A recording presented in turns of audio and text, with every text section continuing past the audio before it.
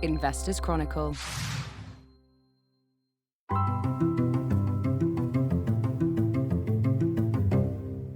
Hello and welcome back to Lee and the IC. My name is Alex Newman, an associate editor at the Investors Chronicle, and I'm delighted to be here in the FD studios again with Lord Lee of Trafford. As a quick reminder, the format of these podcasts is slightly different to other episodes in this channel. So if you're investing or considering investing in shares, it's certainly for you, especially if those shares are UK listed. But befitting the topic of personal finance, the tone and content is a bit more personal than you might be used to from our regular interviews with fund managers and commentators. That's because everything we talk about is filtered through the thoughts, actions, and feelings of one of the most seasoned personal investors in the country. As I've said before, this makes it a sort of extended conversation with Lord John Lee, drawing on his decades of practical and personal experience as an investor. At this point, I should throw in the disclaimer that though we will be talking about individual stocks and John's portfolio in detail, this podcast is purely for educational purposes and nothing in it should be taken as financial advice or recommendations to buy or sell shares. This month we're going to be talking about another of John's holdings, his approach to different assets, property, and the latest goings on in his portfolio. We'll also be responding to a few of the fantastic questions you've sent in for John, which as a reminder you can do by emailing me at alex.newman@ft.com. Anyway, let's get to it. John, a very warm welcome to you on a quite cold Friday. How are you doing? Fine, in good shape, thank you. But please, it's Friday. Yeah. It's been a tough week. Yes, a long week. Let's begin with the stock I wanted to talk with you about today.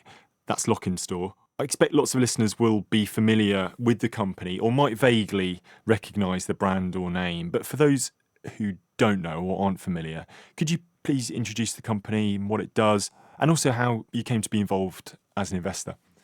Well, Lok'n Store is one of the self-storage or safe storage companies. The better-known ones are probably Big Yellow and Safe Store, but Lok'n Store is a significant player, probably number 4 or 5 in the overall table of size of those companies. And I first invested in 2013, nearly 10 years ago. Actually, I noticed that Town Centre Securities, a property company that I was then invested in and know well, had started to build up a stake in Lok'n Store, and I followed them. The broad attraction to that sector was that we were, as compared with America, really very, very thinly endowed with self-storage and safe storage as an operation as compared with America.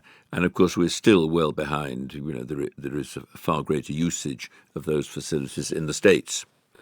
But I liked Lok'n Store. It looked a good, solid, growing company.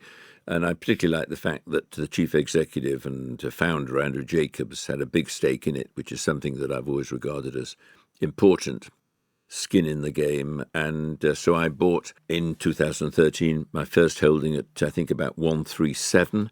Looking back, as is my normal practice, if I like a company, I will build up a more significant holding. And I think I've bought over the years on about 17 separate occasions, up to about £5.80, I think, on one occasion. But that would be the peak buy. And I think I did make one small sale at some stage. But essentially, it's a holding that I've had for 10 years, and it's now a significant holding. So you explained a bit of your rationale for investing. I mean, in some ways, it sounds fairly simple. People need places to store their small business wares or home contents in. Demand for that is strong in a country where perhaps space is at a little bit of a premium. Has the investment case evolved a lot in that decade? I don't think there's been any great change in the fundamentals, but I think it would be fair to say that the sector isn't quite as buoyant as it has been. One of the interesting features to me was the discovery that a significant number of people used those safe storage operations to store their business assets if they were operating eBay type businesses. So it's not just residential, as you pointed out, Alex. It's they have commercial application as well. So it's certainly a holding that's performed well for me over the years, although the shares have come back somewhat from the absolute peak.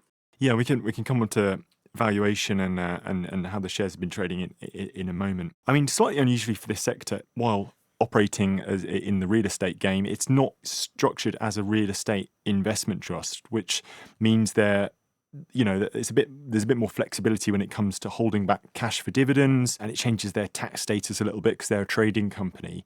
Do you judge this to have been a smart call on behalf of management? I mean, some of the peers you mentioned are structured as REITs. I don't think it needed to be a REIT, but I think, as you rightly say, although it's on AIM, it is classed as and property is the base of it. It is classed as a trading company, and although there's no official list or official recognition by the revenue as to what is an approved AIM company for inheritance tax purposes, I think it is judged and assumed that a Lok'n Store does qualify. And in terms of dividends, of course, one of the attractions is that they are very much focused on paying out dividends. And I think we've had 12 years of successive dividend growth, around about 10% per annum increase.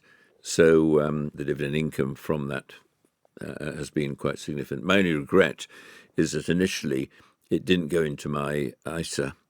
It went into my non-ISA, so I don't get the full tax coverage and benefit of that. But I do have some shareholding in Lok'n Store in my ISA. Okay.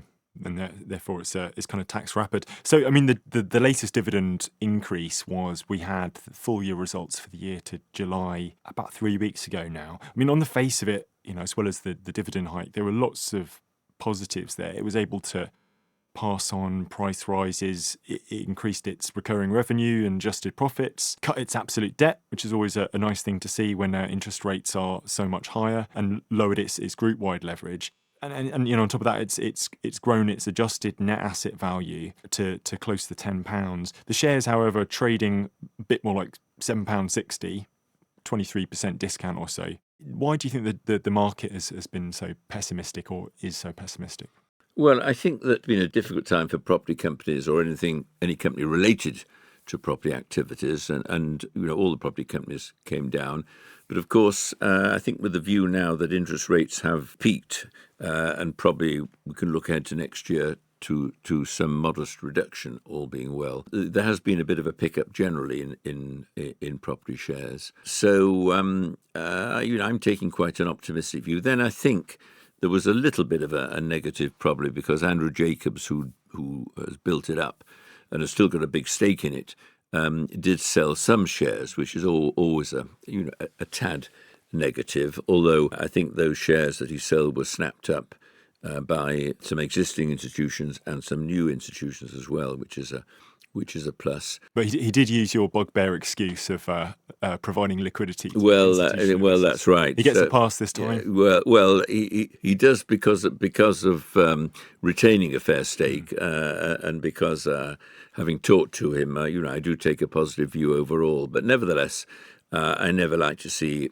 any director selling any significant shareholdings. It has to be a mild negative. But the other interesting thing that Lok'n Store have been doing, apart from geographically pushing up the country, because originally it was very much southern orientated, and now they're moving up, and they've got a number of operations in the north, I think in Warrington and Bolton, and I think they're going on to the Wirral as well. So they're sort of gradually pushing up country and expanding. That although the majority of their stores are freehold, hence the asset value, they're now operating an increasing number, I think 16 or so, potentially 16, managing them, as it were, for other owners of the properties. And this means, of course, that it's relatively asset light, right, as compared with having to invest a great chunk of money in owning the freehold. And so overall, the portfolio is expanding quite steadily. But the as you rightly said a little bit earlier in your opening summary, Alex, the debt really is quite low, compared with a lot of property companies. So it's travelling quite nicely as far as I'm concerned. Yeah, I'd like to come back to that point on assets and I suppose the weight of capital in a business in a moment. Just to stay with Mr. Jacobs, if I may, for one more minute. I mean, this isn't an enormous company in some levels. It's £250 million or so market capitalisation. been on AIM, as we said, since 2000, and Mr. Jacobs was the founder, remains as the chairman. Huge longevity in his service and staying with the business. I mean, he's not said anything on his retirement plans. I don't want to sort of speculate here about, without putting questions to him directly. But we have talked a bit about management in the last couple of shows. We had an interesting question from one listener who asked if your habit is to follow long-serving CEOs out of the business if you're unsure of the succession plan, maybe parking Lok'n Store to the side here, but just conscious of of the key person risk that perhaps exists in this business. What would your attitude be towards the impending departure of someone you've known as part of the business for a long time? Well, I think it would depend. On what the business, what sort of business it was in, and whether the individual being promoted to CEO was someone who'd been a key executive for a number of years within that business, or someone from outside with a reputation. I think it's very difficult to say how one would necessarily react. One accepts obviously that chief executives do move on after a period, and there is always change taking place with professional managers. Yeah. But of course, I think I've probably prospered over the years by investing in companies where there were either family-controlled businesses, with families having a big stake, or an individual who's built up that business and is seeking to capitalize. So my guess would be, and I've always thought that at some stage, probably Lok'n Store would be absorbed by a larger player, perhaps from the United States, we don't know, because one or two of the US companies have been pushing in, and a company of the Lok'n Store size would make an ideal acquisition for a thrusting and expanding American group. Yeah. There's something to be said for having a company that maybe is sort of 3, 4, 5, third, fourth, fifth in the overall capitalization in that sector, if you follow me. Yeah, absolutely. If a company were to, run the rule over the business, they would notice, obviously, as we mentioned, that they are trading quite a bit below book value or NAV. I mean, is that for you the primary reference point for valuing a company like this, a property? I mean, it's doing property management now as well, but it's also a big property owner. Should we be looking at NAV as the point at which a company is undervalued? Well, it's a big piece on the jigsaw, put it that way. And certainly in the case of property companies or property-based companies like Lok'n Store, it is key. But it's not the sole piece of the jigsaw that you look at. Obviously, if anything, the debt ratio is probably that much more important. But overall, what I like about Lok'n Store is that it has expanded very significantly over the years, but in a conservative way. And Andrew Jacobs, I think, has handled the financial side of it, because he does have a city background, the financial side of it very well, in terms of broadly borrowing at the right time, selling one or two attractive assets and moving more into the management of stores. So really handling it in quite a clever way. So, there's considerable entrepreneurial talent there, and one recognises that. And he's done very well for himself with his shareholding, and shareholders who got in earlier than me have done extremely well. Yeah. I mean, that brings us on fairly neatly to something else I wanted to talk about, which was assets. I mean, in the case of Lok'n Store, we obviously have this strong weighting to hard assets in its real estate portfolio, but also, as you mentioned, it's part of the value in Lok'n Store now is not only its brand and the goodwill it's built up there, but as you say, the management services, which is not going to be valued at the same level on the balance sheet, but which is obviously something that people are willing to pay for to manage properties on their behalf. That broadly, under the intangible umbrella of assets, is something that's a lot harder to value, isn't it, for investors? What's your sort of general approach to? I know it's a very open-ended question, but do you like to see a greater balance to hard assets, or you think long and hard about how intangibles might be the key thing to invest in? Yes, I think, well, basically I'm a fairly conservative investor, not in the business of taking great risks. So therefore I try to cover the downside. And therefore, I tend to steer well away from companies with excessive debts. I don't always get that right, but one tries to do that. But it's just a factor that one does take into account. But it's very nice to see hard assets there, as it were. But essentially, a business that has been built up conservatively. The dividend over the years, when one works, I've not worked it out mathematically, but for the 10 years I've been invested in it, we've had something like a 10% increase each year. So, there is now quite an attractive dividend yield, positive yield. There wasn't initially, but there is a hard asset base to actually protect that investment and give one peace of mind. Yeah. Another of your property holdings is the flexible office space firm Workspace. I mean, that's another interesting example, isn't it? Because they're on one level they seem to be a straight up landlord, but they're operating in a kind of hybrid services business there, in that their leases are very flexible and they're catering to lots of different customer groups. What does the equation boil down to there? Why are you interested in this business? Well, I was invested in it years ago when I think I'm right in saying it was called London Industrial. Okay. And it was put together by 2 or 3 people who worked, I think for the GLC, and I think they as it were, bought out the sort of mixed property holdings of the GLC, and that was the foundation of London Industrial. And of course, over the years, it has grown, name changed to Workspace, and now they have something like 70 different sites in and around the southeast, predominantly, and recently made a takeover bid for Mackay, and that went through, and I think they've sold some of the Mackay properties off. But essentially, they've got, I think, around 70 different sites, mixed sites of light industrial and an office as well. Very flexible, very entrepreneurial, and the team is very experienced. And here again, and this attracted me more recently, probably a year or so ago, the shares were standing and are standing still at a very significant discount to assets. That obviously appeals, and also there is an investment group who I think have 28 or 29% of it just before takeover is actually triggered, which one would regard as a very strategic stake. So at some stage, and it could happen next week or it could happen in 5 years' time, I'm sure in some way that asset value will be reflected in the price, and there will be corporate activity. Right. But in the meantime, there's I think a very nice sort of near 5% dividend yield and fairly optimistic trading announcements. So I'm pretty happy with it. Tuck it away.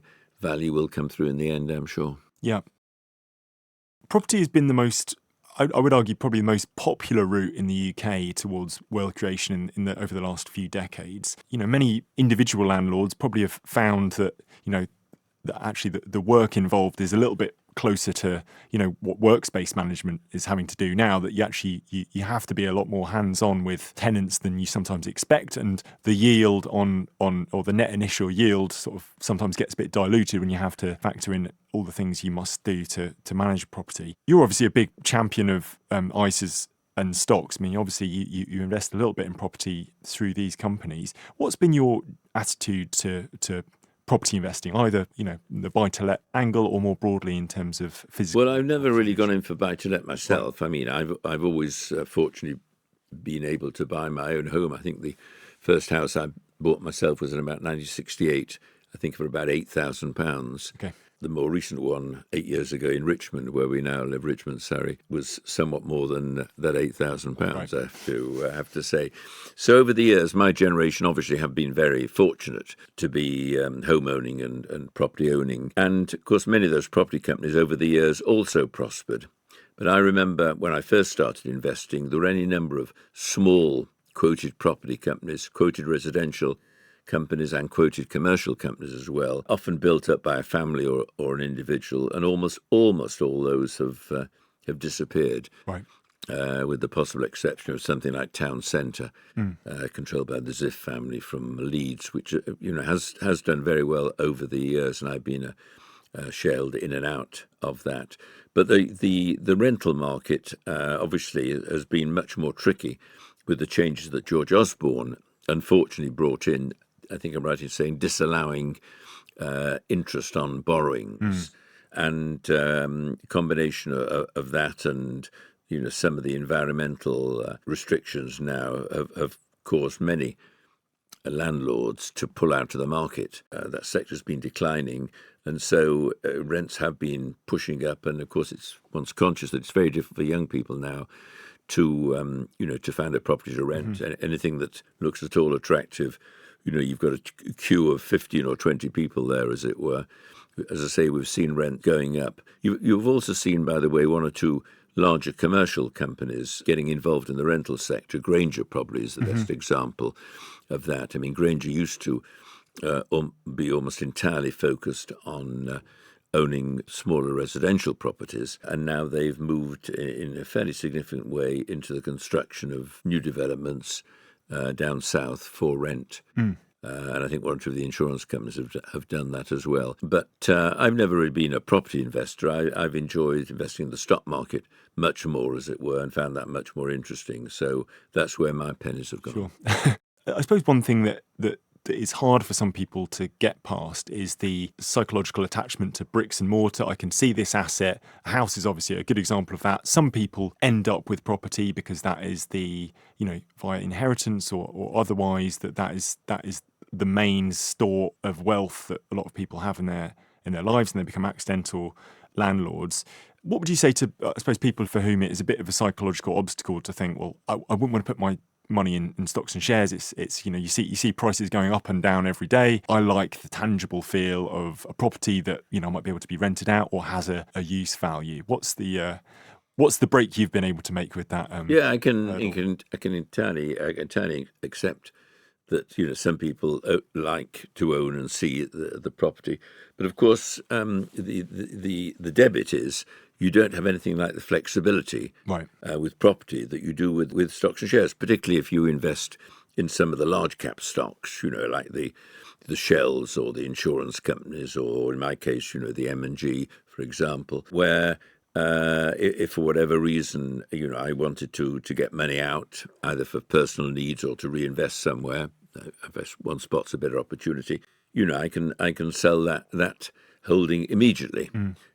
You can't do it so easily with some of the small caps holdings. That's why in my ISA portfolio now I try to have a balance between some of the larger cap stocks with big dividend yields and some of the smaller cap stocks that I've got long-term faith in for capital growth and maybe more modest dividends. So I like the flexibility of stocks and shares, and also, as I think I made clear or indicated in the past, been on the receiving end of something like 60 takeovers and take privates, which have created liquidity and delivered a premium on then prevailing prices, which is not, of course, something you get with property. Yeah. For me, I think it comes down to a combination of interest and also financial flexibility, and that's why I come down on the side of the stocks and shares. So flexibility in your asset choice. When it comes to property, flexibility in the model. Workspace and Lok'n Store both use flexible space creators. Would you buy traditional office companies right now? I mean, there's some pretty cheap offers on there. The answer is yes. Would I? But they are there? Would I be buying them? I don't think I would. Right. I still think there is the COVID legacy of people working from home, although some companies are beginning to insist on people coming back to the office so many days a week. I think working from home is, with modern technology, modern age, is clearly going to be with us for a long, long time. So, I'm not sure that I would want to be investing in offices. And also, of course, people who are looking for, firms who are looking for office accommodation do want all the time, a better quality office, to higher environmental standards. And therefore, you can't just sit on an office block for 50 years, as it were. You have to spend money on reconditioning and improving, as it were, and modernising. So, it can be quite expensive ownership structure. So, as I mentioned earlier in the podcast, we've had some very smart questions from listeners in recent weeks. One of them I wanted to raise just before we conclude was from Helen. She actually sent a number of very good questions in, but one of them jumped out to me. By way of background, Helen and her husband are both investors, and she's keen to avoid duplication across their portfolios. I assume discussing similar themes and potential investments. She wanted to know how or if you go about rebalancing your portfolio, John, in terms of, I suppose, size, number, and type of holdings. Do you have a particular thought process here, or does it sort of evolve? I don't think it's a thought process. I think it's more a question of feel, in a way. One comes back to one's basics, really. I'm very much a long-term investor. If I like a company, particularly with some of the smaller caps that I focus on, like Lok'n Store, I will buy on many occasions and build up that holding. So I think I said that I bought about 17 times with Lok'n Store.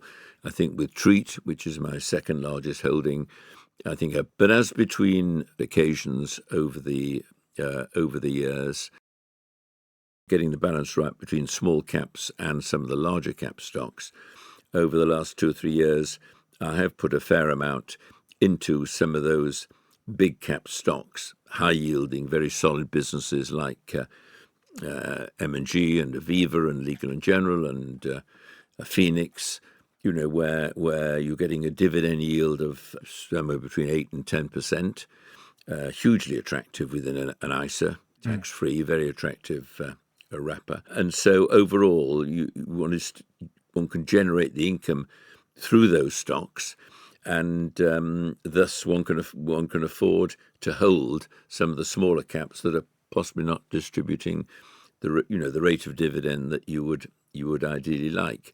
What it also means, if you don't need to take the dividend actually out in cash terms, and you want to reinvest it, you can reinvest some of the substantial dividends in some of the smaller caps. So very recently, for example, I received a very nice interim dividend from M&G. I was going to ask, the big event since we last spoke. And I was able to decide to keep that money within the ISA portfolio, not take it out. And I think I topped up 4 of my smaller ISA holdings. From memory, I think Vianet, VP is a more recent holding, Yorkshire Plant Hire Company, Secure Trust, the small banking business, huge discount to assets there and a big yield, and Concurrent Technologies, which has been one of my favourite stocks, which is now, I think, moving to takeoff. Right. I see a significant jump in bottom line profits coming there on the strength of big growth in their exports to America on the defence front. Yeah, certainly names we can unpack in greater depth in future episodes. I did notice that none of those stocks were investment trusts, and I suppose having just put out our investment trust special, it would be remiss of me not to ask about your thoughts on investment trusts. I mean, the yields might not be at 8 to 10% on most investment trusts, but some of the discounts are, I think the average is something like 17% now. Do you use investment trusts at all, John, or do you see them as a benefit? No, I don't. I remember years ago, my father used to, when he was investing, 40, 50 years ago, he used to be an investment trust man, and he actually did put £1,000 for each of my daughters, I think nearly 40 years ago, into Save and Prosper investment trust units. And I think that £1,000 has grown over the years with the dividends reinvested, to upper 30,000s now. Right. Significant growth. So for someone who is a long-term investor and doesn't want to take their own decisions, by and large, generalization, much better to invest in investment trusts where there is some gearing benefit as well, rather than a more flat unit trust fund or open-ended fund. And over the years, some of those investment trusts have performed very well indeed. At the moment, yes, quite nice discounts, but the discounts aren't quite as great as one or two of the property companies that we mentioned earlier. Exactly. What are the final weeks of 2023 looking like for you? Have you got as much in your portfolio and beyond that you're looking forward to? Well, I think that what is pleasing to me is that the market. I feel the market is looking to go forward, to go upwards. Right. Obviously, the disastrous situation in the Middle East, the war in Ukraine, so a lot of negatives. On the other hand, positives are, I think we've probably peaked with interest rates. Inflation is coming down a little faster than people imagine, and I think there's a little bit more of a positive economic feeling around the place. And the stock market, I think, is extremely cheap. And you only need to look at some of the takeover bids that have come through in the last couple of weeks, as it were, the premiums on prevailing prices. Even if you regard the more recent takeover of Hotel Chocolat by Mars as where the premium on the then prevailing price was about 170% as a somewhat special. Nevertheless, I look at my own portfolio and certainly as far as the smaller cap stocks are concerned, I think the vast majority are worth double the current market price. Right. So to me, it's buy now, fill your boots. Yeah. Well, let's see how those boots are looking next time when we speak. Lots to unpack then, which of course can include any questions you'd like to put to John, which again, that email you can do by getting in touch at alex.newman@ft.com. Until then, all that's left for me to say is to thank you for listening. Thank you, John, for your thoughts. My pleasure. And to thank our producer, Maddie Apthorpe, for all her work behind the soundboard. Until next time.